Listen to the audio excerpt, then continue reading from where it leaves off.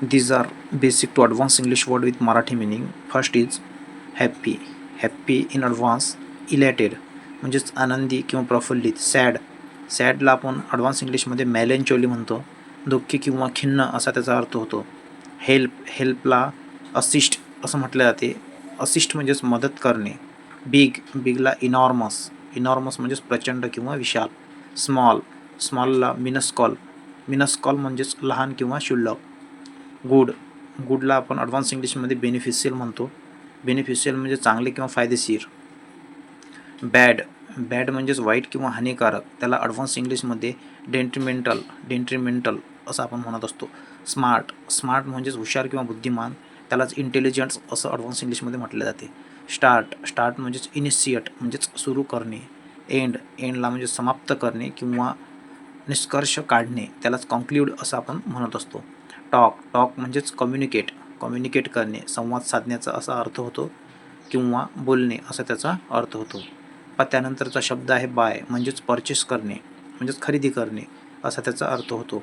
Show. Show म्हणजेच दाखविणे, त्याला एक्झिबिट करणे किंवा प्रदर्शन करणे असं आपण म्हणतो.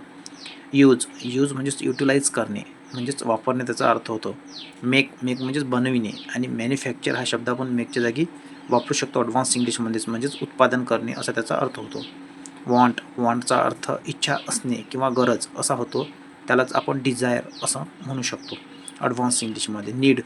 नीड म्हणजेच गरज असणे, त्यालाच रिक्वायर आपण ॲडव्हान्स इंग्लिशमध्ये बोलू शकतो.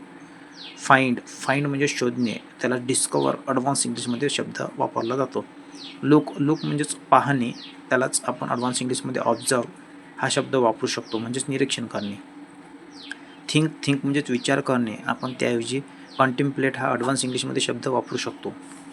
से. से म्हणजेच म्हणणे आणि सेच्या जागी आपण आर्टिक्युलेट हा शब्द वापरू शकतो म्हणजे स्पष्ट बोलणे असा त्याचा अर्थ होतो. गिव. गिव म्हणजेच देणे, त्या जागी आपण प्रोव्हाइड करणे हा शब्द वापरू शकतो. प्रोव्हाइड म्हणजे पुरवठा करणे. टेक. टेक म्हणजे घेणे आणि अक्वायर म्हणजेच मिळवणे. आक्स.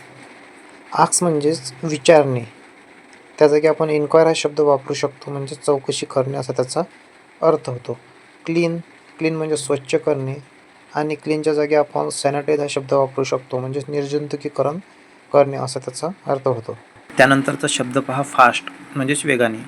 एक्सपिडिसियस हा शब्द आपण वापरू शकतो म्हणजेच झपाट्याने असा त्याचा अर्थ होतो. स्लो. स्लो म्हणजेच लेजरली म्हणजेच हळूहळू किंवा निवांत असा त्याचा अर्थ होतो. स्ट्रॉंग. स्ट्रॉंग म्हणजेच मजबूत किंवा बलवान, त्याऐवजी आपण स्टॉलवर्ट हा शब्द वापरू शकतो. नंतरचा शब्द वीक. वीक म्हणजेच अशक्त होतो, त्याऐवजी आपण फ्रेल हा शब्द वापरू शकतो, त्याचा अर्थ दुर्बल असा होतो. त्यानंतरचा शब्द पहा क्वाईट. क्वाईट म्हणजेच शांत, त्याऐवजी आपण सेरेन हा शब्द वापरू शकतो. त्यानंतरचा शब्द पुअर. पुअर म्हणजेच गरीब, त्या जागी आपण इम्पॉवरिश. इम्पॉवरिश हा शब्द वापरू शकतो, त्याचा अर्थ गरीब किंवा दीन असा होतो. फनी. फनी म्हणजेच विनोदी असा अर्थ होतो, त्या जागी आपण अम्युझिंग. अम्युझिंग म्हणजेच मजेशीर असा त्याचा अर्थ होतो, हा शब्द वापरू शकतो. बोरिंग. बोरिंग म्हणजेच कंटाळवाणे असा त्याचा अर्थ होतो, त्या जागी आपण टेडियस हा शब्द वापरू शकतो. रिमेंबर म्हणजेच आठवणे किंवा लक्षात ठेवणे, त्या जागी आपण रिटेन हा शब्द वापरला तरी चालते.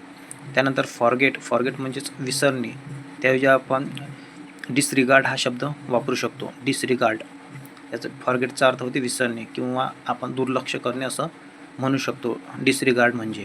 त्यानंतर ब्रेक. ब्रेक म्हणजेच तोडणे किंवा तुटणे असा अर्थ होतो, त्या जागी आपण फ्रॅक्चर हा शब्द वापरू शकतो. फिक्स म्हणजेच दुरुस्त करणे आणि त्या फिक्सच्या ऐवजी आपण ॲडव्हान्स इंग्लिशमध्ये रिपेअर हा शब्द वापरू शकतो. त्यानंतर स्टार्ट. स्टार्ट म्हणजे सुरू करणे and you can use Cummins in advance English म्हणजेच सुद्धा सुरू करणे किंवा प्रारंभ करणे असा त्याचा अर्थ होतो. फिनिश. फिनिश म्हणजेच पूर्ण करणे किंवा समाप्त करणे, त्यालाच आपण कंप्लीट असं म्हणू शकतो म्हणजेच पूर्ण करण्याचा त्याचा अर्थ होते. त्यानंतर चेंज. चेंजच्या जागी आपण ऑल्टर हा शब्द वापरू शकतो म्हणजेच बदलणे असा त्याचा अर्थ होतो. Friends, this is 1000 basic to advance English word series with Marathi meaning. If you like this, don't forget to subscribe this channel. Thank you.